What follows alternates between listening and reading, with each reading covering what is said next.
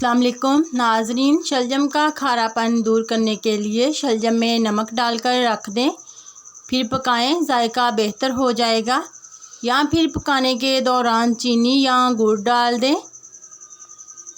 अगर सलाद का प्याला खूब ठंडा कर लिया जाए या फिर इसमें सलाद रखें, ख़राब नहीं होगा। अंडे में 1 चम्मच दूध मिलाने से ऑमलेट ज़्यादा फूला हुआ बनेगा। अगर चावल ढीले और जुड़े हुए बनते हैं तो चावल बनाते हुए चंद बूंदें नींबू के रस की मिला लें। अगर गोभी बनाते वक्त इसमें 2-3 चम्मच दूध डाल दिया जाए तो इससे गोभी की सांत ख़त्म हो जाएगी। मच्छरों को भगाने के लिए 1 कप में पानी और चंद कपूर की गोलियां डालकर कमरे के कोने में रख दें, मच्छर नहीं आएंगे। खीर बनाते वक्त दूध बहुत जल्द नीचे लगता है। इस लगे हुए दूध से खीर का जायका ख़राब हो जाता है। जब भी खीर पकाएं, बर्तन में थोड़ा पानी डालकर उबाल लें, फिर पानी फेंक दें, फिर इसमें खीर बनाएं। इस तरह दूध नीचे नहीं लगेगा और खीर भी लजीज बनेगी। जब भी कोई चीज़ फ्राई करें तो तेल में 1-2 लौंग डाल लें। फ्राई की हुई चीज़ का जायका बढ़ जाएगा। सब्ज़ मिर्चों की जलन हाथ से दूर करने के लिए हाथ चीनी मिले पानी में डुबोएं या बर्फ़ की टकोर करें। मज़ेदार कढ़ी बनाने के लिए हमेशा चाटी की लस्सी या खट्टा दही इस्तेमाल करें। सालन में मिर्चें कम करने के लिए थोड़े से प्याज तलकर अखबार पर फैला दें, फिर जब वो खस्ता हो जाएं तो सालन में डाल लें। साथ थोड़ा सा नींबू का रस भी डाल लें। सालन में मिर्चें कम हो जाएंगी। अगर चीनी में चिंटियाँ आती हों तो चीनी में कुछ लौंग रख दें।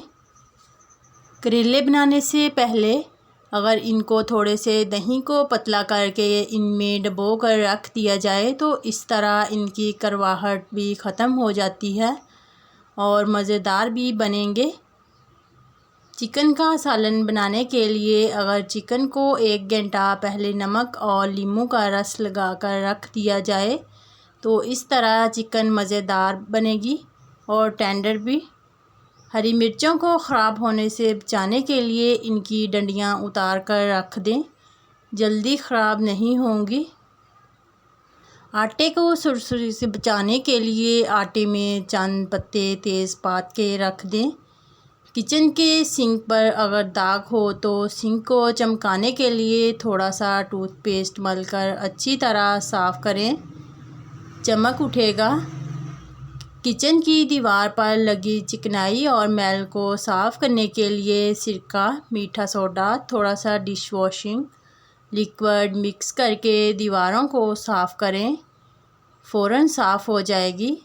बिरयानी के चावल खिले खिले बनाने के लिए चावलों का दम खोलने के फ़ौरन बाद चम्मच ना चलाएं और थोड़ी देर बाद चलाएं। चावल चम्मच से निकालने की बजाय प्लेट से निकालें। बेहतरीन कोफ्ते बनाने के लिए कीमा हमेशा चर्बी वाला लें और 2 ब्रेड के स्लाइस भी पीस कर डाल लें। कोफ्ते टूटेंगे नहीं और मज़ेदार और नरम भी बनेंगे।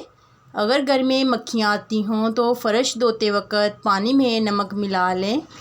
जले हुए सालन को ठीक करने के लिए सालन में थोड़ा दूध या दही डालकर पका लें। जला हुआ टेस्ट ख़त्म हो जाएगा और जायका भी ठीक हो जाएगा। धनिया या पुदीना ख़राब होने से बचाने के लिए ग्लास में पानी डालकर इसमें धनिया या पुदीना खड़ा करके रख दें, ज़्यादा दिन ताज़ा रहेगा। चाय के कहवे को अगर ज़्यादा देर पकाया जाए तो चाय बदमज़ा बनती है। मज़ेदार चाय बनाने के लिए इसमें 2-4 बूंदें कंडेंस मिल्क की डाल दें तो चाय का मज़ा दोबाला हो जाएगा।